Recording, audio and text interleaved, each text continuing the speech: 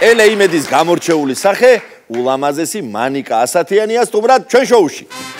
მოგზაურობთ შემოგვიყვანეთ როგორ ხარ? კარგად, მოგზაურობთ. მანიკა საღამომშვიდობისა შეგენაცვალე. მადლობა მოგზაურობისთვის და ალბათ პირველ რიგში შენ უნდა მოგილოცო დღევანდელი დღე, პრინციპში ყველა იმედელს, მაგრამ შენ ისე სიცხორცეულად ხარ დაკავშირებული ტელეიმედთან და თანაც იმედი გამოირჩევა ბევრი პროექტით, მაგრამ პირველ რიგში მეგა პროექტებით. და მე რასაც ვიხსენებ, ყველა მეგა პროექტი პირდაპირ თუ ირიბად შეგიკავშირდება, იმიტომ რომ ან წამყვანი ხარ, ან ჟიურცევრი და ან მონაწილე და ძირითადად გამარჯვებული და. ამიტომ მოდი ისი რა ვქნათ. აი შენი თალი დანახული ტელეიმედი და მეგა პროექტები, სადაც შენ აი ესეთი გამორჩეული როლი გერგო. სიამოვნებით მიმოვიხილოთ ერთად, მეც ვილოცავ ყველა იმედელს და იმედის ერთგულ მაყურებელს. იმიტომ რომ ხო ძალიან ბევრი მოგონება მაქვს ტელეარხთანაც და თითოეულ პროექტთან, რომლის ნაწილიც მე ვარ და განგრძობითია ეს პროცესი, ხო? ზუსტად.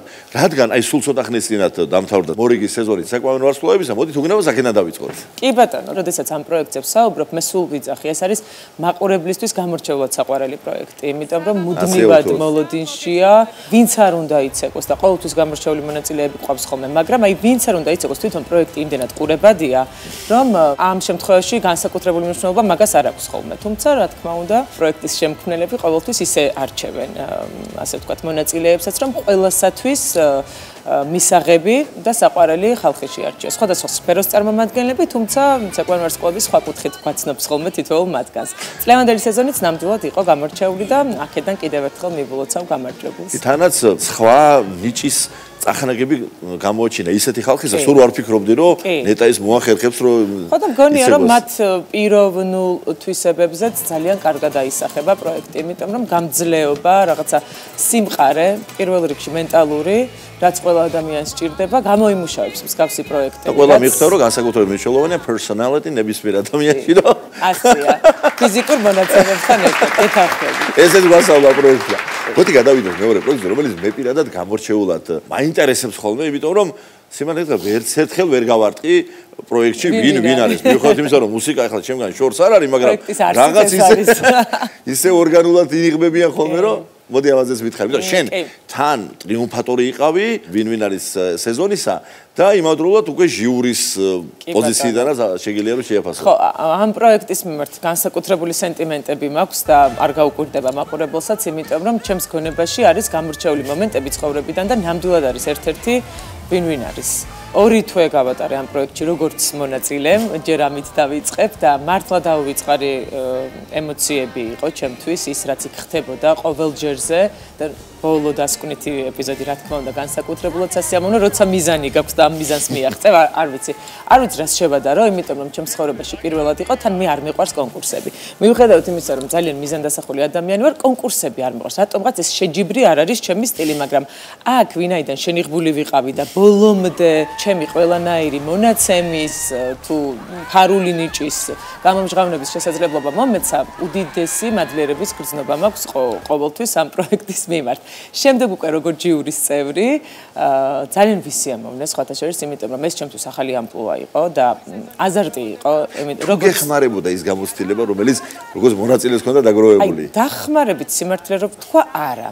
უფრო ემპათია მქონდა თითოეული მონაწილის მიმართ, იმიტომ რომ ვიცი რა რთულია იყო ამ თოჯინის ქვეშ და გააკეთო ის, რასაც თითოეული მათგანი ცდილობდა და აკეთებდა. ამიტომ ეს მომენტი უფრო მქონდა, უფრო ემოციური ფონი. დანარჩენი მე მგონი ვერაფერი ვერ გვეხმარება.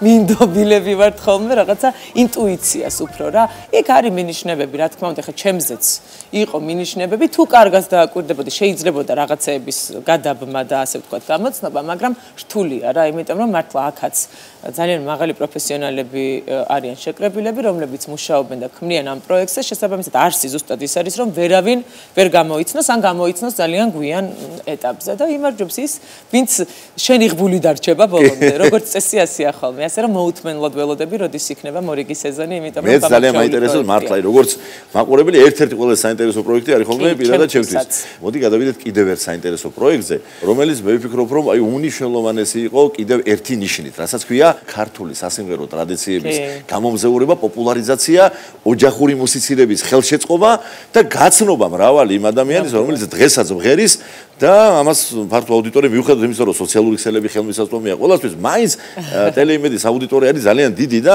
ამ ხრივ პროექტი მიმღერე არის აი მართლაც იშვიათად საინტერესო. გია, მიუხედავად იმისა, რომ მიმღერეს წამყვანი წელს აღარ ვარ, იმიტომ რომ ძალიან ბევრი პროექტია და შესაბამისად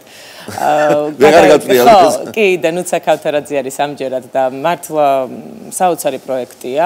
ჩემთვისაც ძალიან ახლობელი პროექტია, იმიტომ რომ რამდენიმე სეზონი წავიყვანე და ბუნებრივია თითოეული ეპიზოდი მახსოვს ქართული სიმღერის პოპულარიზაციისთვის, იმ ადამიანების პოპულარიზაციისთვის, ვინც ღერის ქართულად და ძალიან მაღალი დონის პროფესიონალები არიან, თუმცა რაღაც მომენტში შეიძლება მივიწყებული ცუდი სიტყვა, მაგრამ შედარებით პასიურ ფაზაში იყვნენ გადასულები, დღეს მგონია რომ მათთვის ძალიან დიდი რამ მოიტანა ამ პროექტმა, ასე რომ ამ შემთხვევაშიც თამამად შემიძლია ვთქვა, რომ ეს არის პროექტი, რომელიც მაყურებელს განსაკუთრებულად უყვარს, ყოველთვის პოზიტიურ ჭრილში განიხილება ხოლმე მიმღერეს პროექტი და შესაბამისად სეზონიდან სეზონამდე ელოდებიან თქვენი მაყურებლები და გამორჩეულია და თავისი ნიშა აქვს, ასე ვთქვათ. წარმატებული ვუსურვოთ მიმღერეს ყველა მონაწილეს. კიდევ ერთი პროექტი იყო, სადაც ჩვენ ესეთი ეგზოტიკურ კონტექსტში წარმოჩენდი სხვა მონაწილეებთან ერთად, ეს იყო კუნძული, ხო? კი. კუნძულიც არის განსხვავებული და გამორჩეული მეგა შოუ. პირველი სეზონი იყო ცოტა ექსპერიმენტულიც, იმიტომ რომ პირველად გაკეთდა ასეთი რამ. გზადაგზა იცვლებოდა სცენარი და თან, როდესაც სამშობლოდან ძალიან შორს ხარ, ჩვენ ვიყავით სამხრეთ ამერიკაში პუნტა-კანას კუნძულზე და განსხვავებული სპეციფიკა იყო თვითონ მუშაობის და ძალიან საინტერესო.